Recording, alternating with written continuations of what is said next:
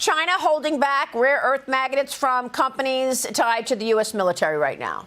Yeah, Maria, I think that Wall Street Journal reporting is not very accurate. We haven't even finished the agreement, which we hope to have done by Thanksgiving. And I am confident that post our meeting in Korea between the two leaders, President Trump, President Xi, that China will honor their agreement. And if they don't, we have lots of levers.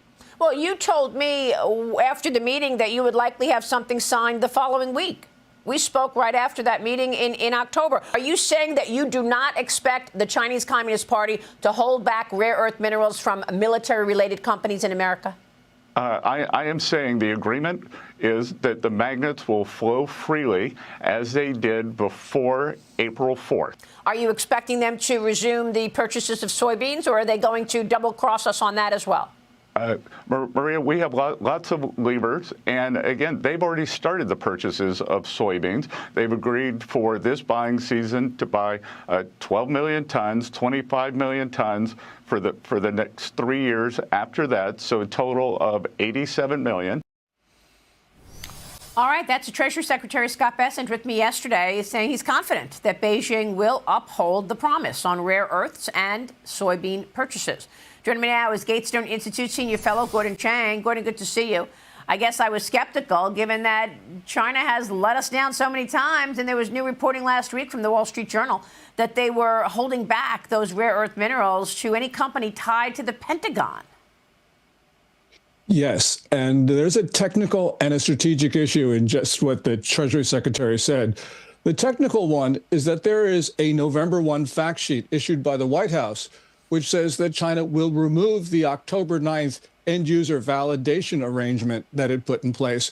And in addition, the White House said that China will remove all rare earth restrictions put in place during the last 23 months. So we got to see if this Thanksgiving agreement matches the terms of the fact sheet. The strategic issue is that it's now clear that China is not meeting its soybean purchase requirements. And so the issue is, why should we be trying to document one part of the October 30 deal when China's made it clear that it's not going to honor the other part of it, which is soybeans? Yeah, but I mean, there's also the Financial Times reporting, right? I mean, the FT reported last week that Alibaba is helping the Chinese military attack the U.S. in a cyber way, and that this was from a White House memo. Yes, and then the thing here is that why should we allow Alibaba on our exchanges? Why should we allow Americans to deal with Alibaba? It should be on the entity list. Yeah. You know, our friend Roger Robinson has been talking about this for quite some time. Yeah, he sure has. We know that all Chinese companies are related to the Chinese military under the doctrine of military-civil fusion. So, yes, we need to get Alibaba off our exchanges immediately. Yes. Do you believe that we can actually trust China in any of these deals? I mean, look, I recognize President Trump is walking a balance here, doesn't want to push China too far because we're very reliant on the supply chain out of China right now. But they haven't exactly been a good partner for the United States. No, and they've violated every agreement with us, trade and otherwise. And they violated the Phase 1 trade deal of January 2020 that President Trump put in place. So they don't have a great track record with us. And that means the United States, if it's going to have an agreement with China, and that's a big if, we need to make sure that we use all of our leverage. And so far, we have not done so. As Treasury Secretary Bessent just said, we're not using a lot of our leverage right now. Yes. Well, the U.S. is also facing this military technology race with China in the air and at sea. The U.S. Air Force moving on the next generation of F-47 fighter. While China scrambles to catch up, China is in the lead in the commercial drone market. But the word is that does not necessarily give them a military advantage. Beijing is wrapping up the first trial of its newest amphibious assault ship. That happened on Friday.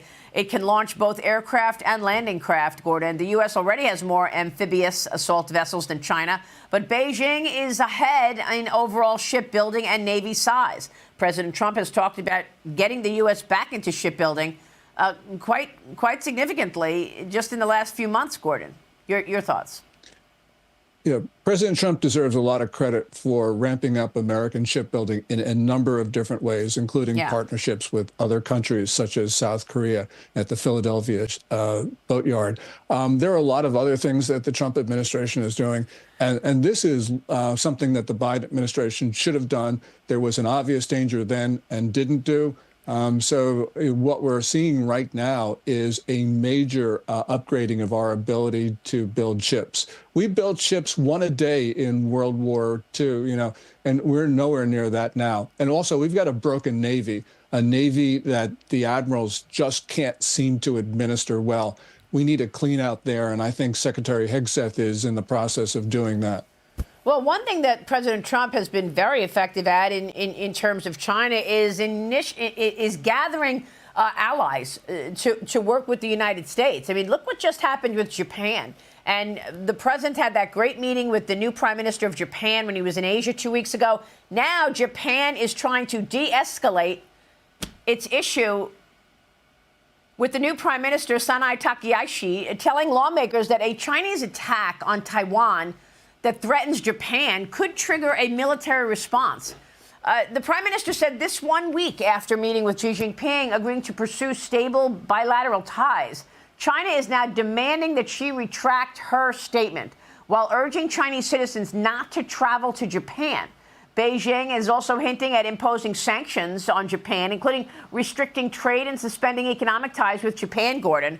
What did she say so wrong that if they invade Taiwan and it impacts Japan, then it would trigger a response? On November 7th, the prime minister correctly said that the Chinese invasion of Taiwan would require a mobilization of Japan's self-defense forces. And she's also said after that if China were to attack American ships that were trying to run a Taiwan blockade, that Japan would also have to come to the aid of the United States. Those are two very important statements. The Chinese are enraged. What it does is that Japan said, I'm not afraid of China, basically saying, look, if China invades Taiwan, it's not going to be able to isolate the island. It's going to have countries in the region come to Taiwan's aid. And that is a very important statement. Now, the Chinese reaction, including that maritime enforcement patrol yesterday at the Senkaku Islands, also the Chinese Consul General's statement that he wants to assassinate the Japanese prime minister if she decides to go forward and help Taiwan. That's completely unacceptable. And we need to hear the United States say that because Japan is our ally and supporting us. We need to support Japan, too. Yep, great point. All right, we will leave it there. Gordon, always great to catch up. Thanks so much. Thank you, Maria. Gordon Chang. We'll be right back. Stay with us.